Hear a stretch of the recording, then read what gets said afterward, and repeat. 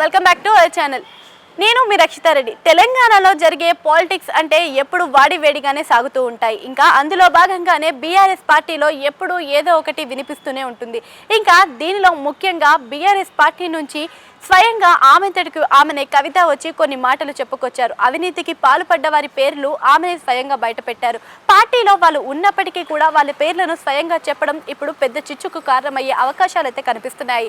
అయితే కేసీఆర్ ఆరోపణలకు మరకకు కారణం హరీష్ రావు, సంతోష్ రావులే అని ఆమె స్వయంగా చెప్పుకొచ్చింది. అయితే ఇప్పటి వరకు సిబిఐ విచారణకు ఇంతవరకు కూడా ముందుకెళ్లని కేసీఆర్ ఆయనకు విచారణ వేసినందుకు ఆమెకు కడుపు రగిలిపోతుంది అని ఆవేదన చెందుతూ కంటి నీళ్లు కూడా కార్చుకుంది. అయితే మీడియా ముందుకు వచ్చి ఆమె స్వయంగా చెప్పడమే కాకుండా ఇప్పటి వరకు అవినీతికి పాల్పడింది వారి ఇద్దరే, హరీష్ రావు, సంతోష్ రావులే. వాళ్ళ కారణంగానే పార్టీకి చాలా వరకు అవినీతి ఆరోపణలు పడుతున్నాయని కూడా చెప్పుకొచ్చింది. అయితే వారి ఇద్దరు ఉండడం వల్లనే ఇలాంటి అవినీతి కథలు జరిగాయి. అయితే వీరి ఇద్దరు అంటే స్వయంగా 100 కోట్లు దొరకడం అనేది విచిత్రంగా కనిపిస్తుంది. ఇవి అన్నింటినీ కూడా చేయించింది సీఎం రేవంత్ రెడ్డి, వీరి వెనకాల ఉంది అని కూడా ఆమె చెప్పుకొచ్చింది. కానీ ఈమె ఇలా మాట్లాడడం వల్ల ఈమె వెనకాల ఉంది సీఎం రేవంత్ రెడ్డి అని అంటారు, కానీ నిజానికి ఉంది ఆమె వెనకాల కాదు, వాళ్ళ వెనకాల అని ఆమె చెప్పుకొచ్చింది.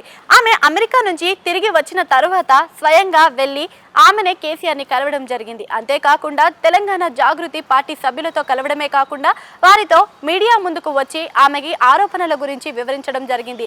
అయితే ఇప్పుడు ఈ చిచ్చు వలన ఇంకా పార్టీలో ఎటువంటి మార్పులు జరుగుతాయి అనేది ఇప్పుడు ముఖ్యంగా అంశమైనగా మారిందనమాట. ఇంకా దాంట్లో భాగంగా మనకి కేసీఆర్పై జరిగే ఆరోపణలు మనకి గత సంవత్సరాల నుంచే ఉంది. అయితే గత ప్రభుత్వంలో కూడా హరీష్ రావును నీటిపారుదల శాఖ మంత్రిగా కూడా తొలగించడానికి కారణం కూడా ఈ అవినీతికి పాల్పడడం వల్లే అని ఆమె స్వయంగా చెప్పుకొని రావడం జరిగింది. ఇంకా బీఆర్ఎస్లో ఎటువంటి మార్పులు జరుగుతాయి అనేది ఇంకా చూడాలి.